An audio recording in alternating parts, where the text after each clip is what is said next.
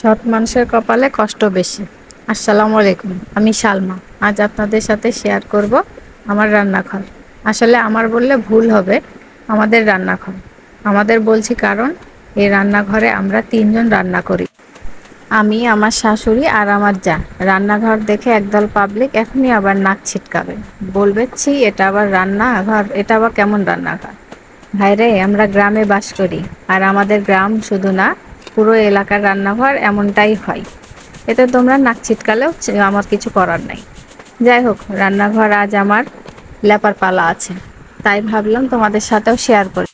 আসলে আমাদের ঘরের রান্নাঘরের চারপাশ দিয়ে পানি পড়ে, এমনকি উপরের টিনের চালার টিন দিয়েও পানি পড়ে, তাই রান্নাঘর দুদিনেই ময়লা হয়ে যায়।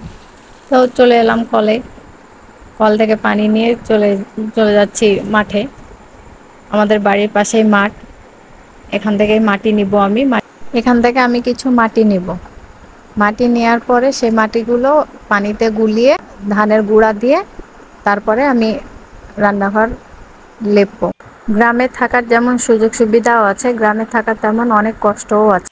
আসলে কষ্ট বললে ভুল, আসলে এগুলো রেগুলার কাজ, এগুলো আমাদের দৈনন্দিন কাজ। শহরের মানুষের সুখ আছে কিন্তু শান্তি নাই, গ্রামের মানুষের সুখ শান্তি দুটোই আছে।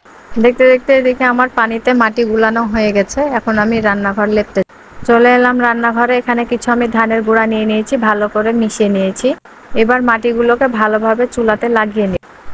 এখন আবার কতগুলো পাবলিক এসে বলবে যে এটা কি রান্নাঘর, রান্নাঘর এরকম কেন। ভাইরে, আমরা গ্রামে বাস করি, বারবার বলছি আমরা গ্রামে বাস করি, আমাদের রান্নাঘর এরকমই। রান্নাঘর লেপতে আসার আগে আমি ভালোভাবে ঝাড় দিয়ে পরিষ্কার করে নিই। এখন ভালো মতো মাটি লাগিয়ে নিব, যে জায়গাগুলো ফাটা আছে সেই জায়গাগুলোতে ভালো করে মাটি লাগিয়ে নিব যাতে আর খুলে না। এদিকে আমি চুলাতে মাটি লাগাই, তোমরা ততক্ষণে বলো যে তোমরা কে কে এভাবে চুলাতে মাটি লাগিয়ে লেপো। আমাকে অবশ্যই কমেন্ট করে জানাবে। এখানে আমাদের 3টা চুলা আছে, এখানে জোড় 2টা আছে আর ওর পাশে একটা আলাদা আছে। বর্ষাকালে চারিধার দিয়ে পানি পড়ার কারণে রান্নাঘর আরো বেশি নোংরা হয়ে যায়। তোমাদের সঙ্গে কথা বলতে বলতে আমার চুলাতে মাটি লাগানো হয়ে গেছে, এখন রান্নাঘরের মেঝেটা ভালো করে লেপে নিব। দিনের বেশিরভাগ সময় রান্নাঘরে আমাদের সময় কাটে। সকাল দুপুর রাত 3 বেলায় রান্না করতে যেয়ে রান্নাঘরের সময়টাই বেশি। আর আমরা তো রান্না করি সিরিয়াল ধরে, একজনের হলে আর একজন শুরু করি, এতে অনেক সময় লেগে যায়, কিন্তু কিছু করার নাই। রান্নাঘর একটাই, তাই 3জনকে মিলেমিশে শেয়ার করে রান্না করতে হয়। যার যেমন আগে তাড়াহুড়া থাকে সে তেমন আগে রান্না করে।